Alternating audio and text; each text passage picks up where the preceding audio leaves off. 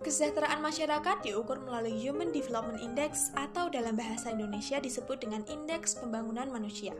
Ada beberapa dimensi yang menjadi tolok ukur dari Indeks Pembangunan Manusia, salah satunya adalah standar hidup yang layak. Menurut Saragih, dalam upaya penguatan ekonomi rakyat, industrialisasi pertanian merupakan syarat keharusan atau necessary condition.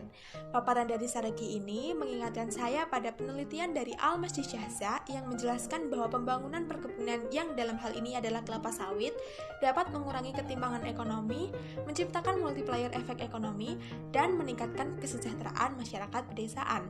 Hasil yang diperoleh dalam penelitian ini adalah perkebunan kelapa sawit di pedesaan menciptakan angka multiplier efek sebesar 3,03 yang menunjukkan peningkatan kesejahteraan petani sebesar 12% pada periode 2006 hingga 2009. Hal ini sangat mungkin terjadi karena beberapa kegiatan perkebunan kelapa sawit memberikan dampak secara langsung terhadap komponen ekonomi pedesaan dan budaya masyarakat desa. Industri kelapa sawit sendiri telah menyediakan lapangan pekerjaan sebesar 16 juta tenaga kerja. Kegiatan pembangunan perkebunan juga telah menimbulkan mobilitas penduduk yang tinggi, yang pada akhirnya muncul pusat-pusat pertumbuhan ekonomi di pedesaan yang mana meningkatkan daya beli masyarakat. Banyak yang mengatakan bahwa perkebunan kelapa sawit ini merusak lingkungan. Faktanya, buah kelapa sawit ini nihil limbah.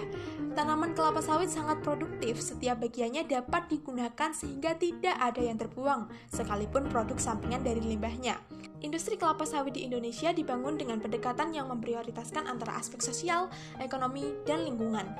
Hal ini sejalan dengan komitmen pemerintah Indonesia dalam pelaksanaan pembangunan berkelanjutan yang telah diatur secara khusus dalam Rencana Pembangunan Jangka Menengah Nasional periode 2020 hingga 2024. Lebih lanjut, Bapak Airlangga menyampaikan bahwa dalam upaya mengakselerasi pembangunan kelapa sawit berkelanjutan, telah diterbitkan Perpres yang mewajibkan seluruh tipe usaha sawit harus memiliki sertifikasi ISPO sebagai jaminan bahwa praktik produksi yang dilakukan telah mengikuti prinsip dan kaidah berkelanjutan.